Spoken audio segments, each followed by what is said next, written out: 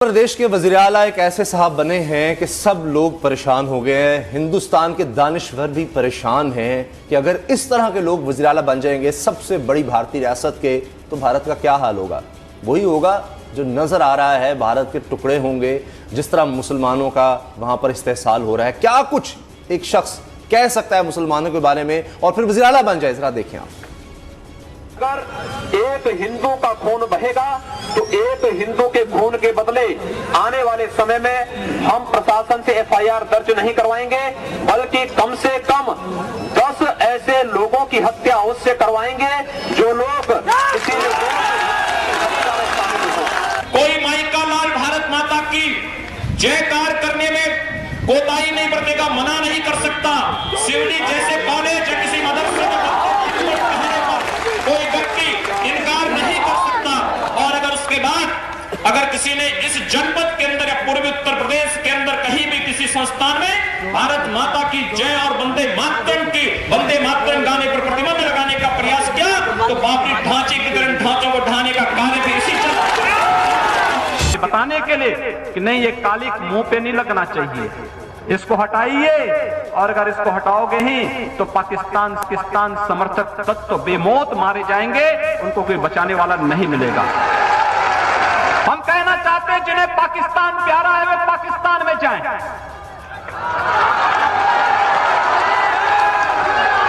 जिन्हें पाकिस्तान अच्छा लगता है वो पाकिस्तान चले जाएं। हम उसको रोकेंगे नहीं, अगर वो चाहेगा तो उसको जाने का किराया भी मुहैया करा देंगे। इस देश की संविधान की व्यवस्था को, देश के संवैधानिक व्यवस्था को कोई चुनौती देने का कार्य करेगा तो चेतावनी हमें स्वीकार्य नहीं।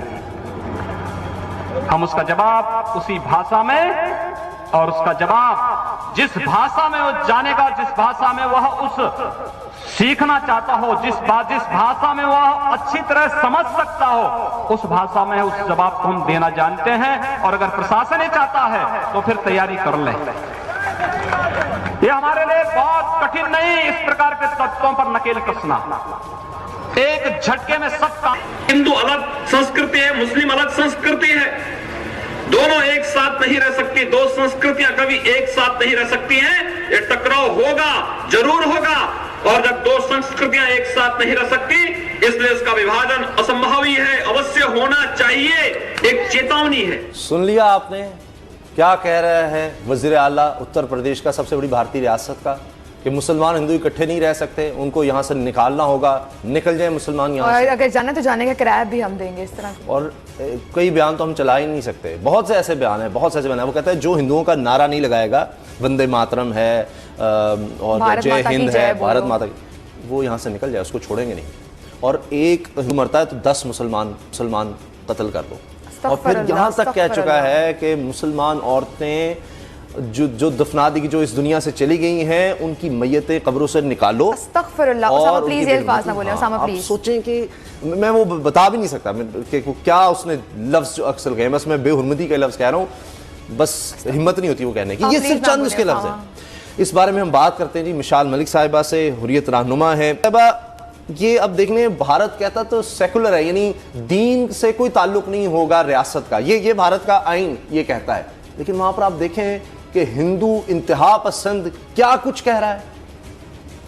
बिल्कुल, ये जो वजूद में जो आया था इंडिया पार्टीशन के टाइम, आप देख लें, जो इनके फादर ऑफ द नेशन थे गांधी, महात्मा गांधी, उनका यही था, प्रीचिंग यही थी कि एक सेक्युलर इंडिया होगा। इंडिया की कॉन्स्टिट्यूशन भी सेक्युलर है और वहाँ पे सारे जो रिलीजन हैं उनको इक्वालिटी की बेसिस पे लिया जाता है, और रिलीजन से ऊपर ह्यूमैनिटी है अकॉर्डिंग टू देयर कॉन्स्टिट्यूशन।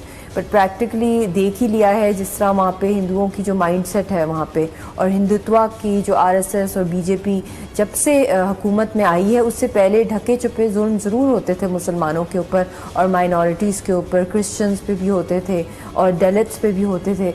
मगर जब से ये खुल के आ गए हैं, जो इनका एक घिनौना चेहरा है हिंदुस्तान की इस्टेब्लिशमेंट का भी और जो इनकी आरएसएस का, तो वो इतना ही भयानक है कि आप देख लें वहाँ पे किसी किस्म की टॉलरेंस लेवल तो रहा ही नहीं है। तो ये अब ख्वाब ही बन गया है कि कभी इंडिया सेक्युलर मिसाल मलिक साहिबा, जब से ये आदित्यनाथ योगी ने वजारत आला का ओहदा संभाला है, उसके बाद से मुसलमानों की मुखालिफ इकदाम करने शुरू कर दिए हैं। तो ऐसे में मुसलमान क्या कर सकते हैं? उनकी तो असम्बली में भी कोई जगह नहीं, कोई सीट नहीं है उनकी। ये भी बहुत ख़तरनाक बात है कि उनकी नुमाइंदगी भी नहीं है मुसलमानों की उत्तर प्रदेश में, हालांकि कितनी बड़ी वहाँ पर उनकी पॉपुलेशन है, ओवर 20% पॉपुलेशन है मुसलमानों की। तो बयानात पहले भी आप इनके देख लें, मिस्टर योगी के जब इलेक्शन कैंपेन चल रही थी जिसमें उन्होंने कहा अगर किसी हिंदू लड़की ने किसी मुसलमान लड़के के साथ शादी की तो हम लोग 100 मुसलमान लड़कियों को कुर्बान कर देंगे। और इसी बेसिस पे फैनेटिसिज्म और डोनाल्ड ट्रंप को की बहुत सपोर्ट की कैंपेन के अंदर के जो बैन लगाया मुस्लिम कंट्रीज़ के ऊपर, उसको योगी ने सबसे पहले सराहा और सपोर्ट किया। तो ये माइंड जो है ये बीजेपी की और आरएसएस की वो प्रैक्टिस हो रही है practically in the shape of such electoral candidates. और इनको ये साहिबा, जिस तरह के इन्होंने बयानात दिए हैं मुसलमानों के कत्ल के बारे में, मुसलमानों को निकालने के बारे में, क्या कर सकते हैं मुसलमान भारत के? क्या आलमी बिरादरी इसका नोटिस ले?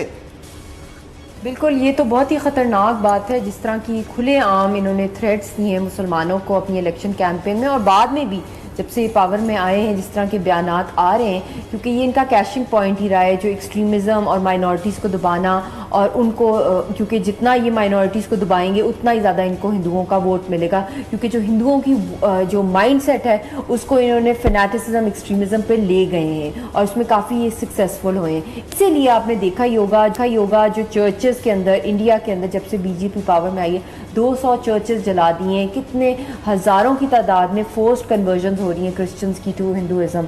और इसी तरह मुसलमानों को जिस तरह मारा जा रहा है, स्लॉटर किया जा रहा है, और काउ स्लॉटर पे बैन्स आ रहे हैं, औरतों को जिस तरह मुसलमान औरतों को रेप किया जा रहा है, कश्मीर में तो इंतहा इन्होंने कर दी है।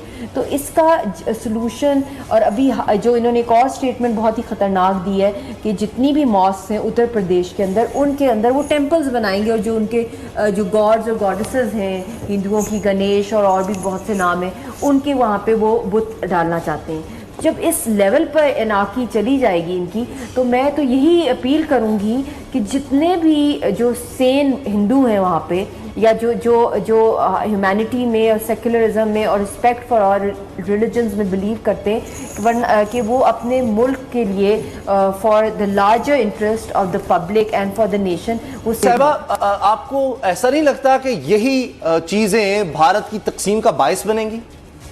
बिल्कुल, ये टोटली क्योंकि हमने हिस्ट्री में भी देखा है, जब भी किसी भी मुल्क या सोसाइटी के अंदर एक्सट्रीमिज़म के जो बीज जो लोग बोते हैं और रिलीजियस एक्सट्रीमिज़म के, तो वहाँ पे क्या होता है, वहाँ पे अनाकी आती है, तोड़ फोड़ होती है, और वहाँ पे हर तरह की किसी किस्म की प्रोग्रेस नहीं होती है।